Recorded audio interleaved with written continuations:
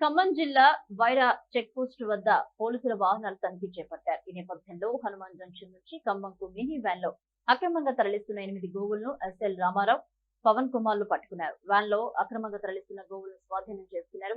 Van driver పై case నమోదు చేసి దర్యాప్తు చేస్తున్నారు. పట్టుకున్న గోవులను టేకులపల్లి గోశాలకు తరలించారు.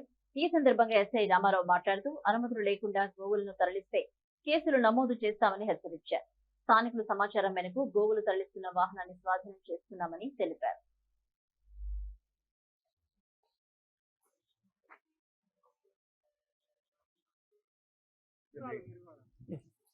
నేర్చుకోలేకపోతున్నాం మీ అన్ని పొంగిరెడ్డి గారి ఎమ్మెల్యే గారి ఉంటాయి అక్కడ అంటే తుమ్మల గారు ఉంటుంది టైం అంటే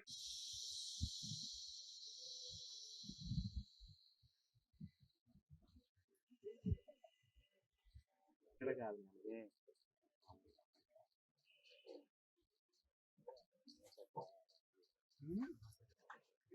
కరెక్ట్ టైంకి వచ్చారు మళ్ళీ అందులో